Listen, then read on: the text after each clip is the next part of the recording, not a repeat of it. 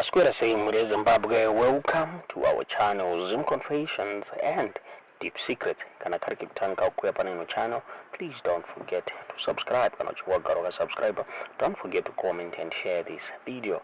Nasi muri Zimbabwe tavigirai nyaya yaburitswa nyaya the Zimbabwe National Army yo yabuda ichi announce kufa kwaita Brigadier General Ndabambi avo va rukunzi vafa makuseni musi Wednesday kumba kwavo.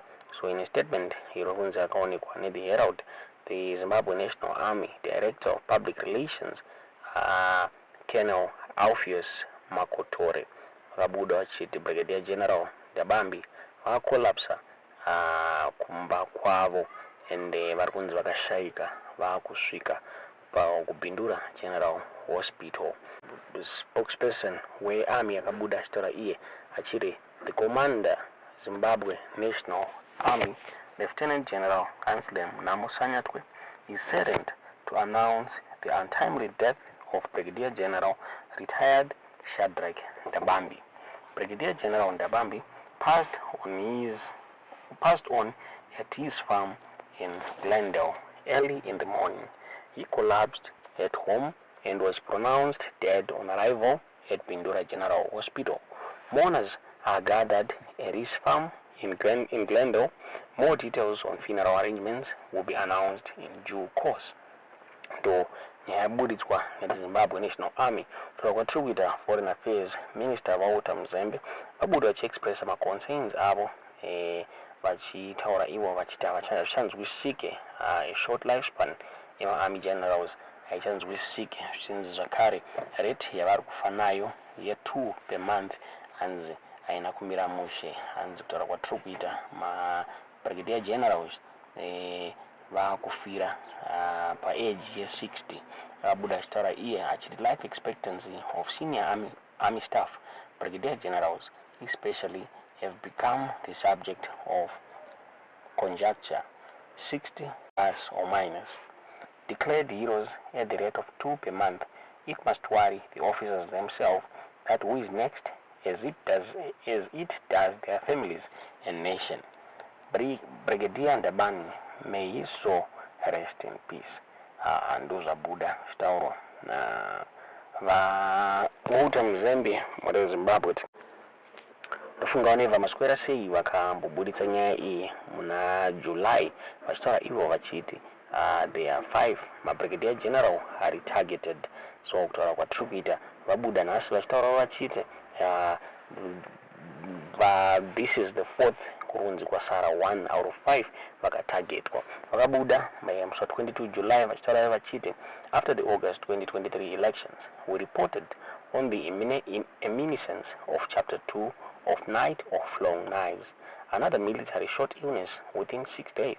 Colonel Andrew Kabaira has followed Brigadier Michael Chaminuka. RIP comrades, you may now count 2 from the targeted 5.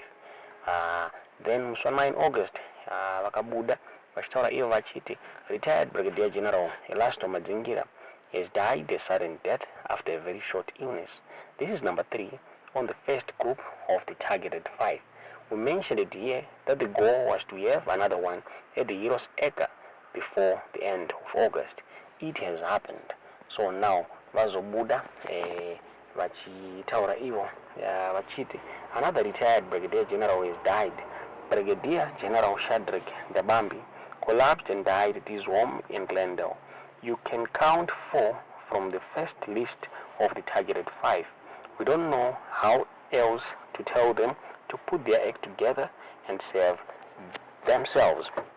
Those vakabuda zvitaurwa na neva maswera sei muri Zimbabwe. Zvakare Jairus abuda achitaura pamusoro penyaya iyi achiclaima kuti the general vaka-assassinatedwa. Akabuda achitaura iye achiti they should just stop living at farms. Lest we forget, they also assassinated Solomon Mujuru at his farm. Akabuda along with an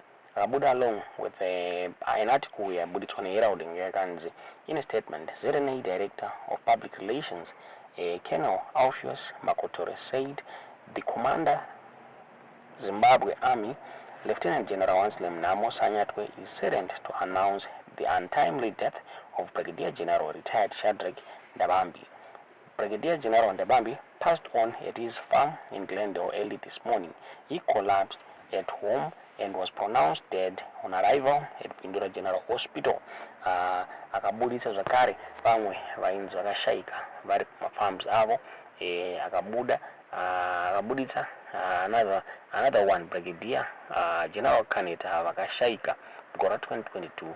Actually, they are saying General Kaneta collapsed at his farm and died.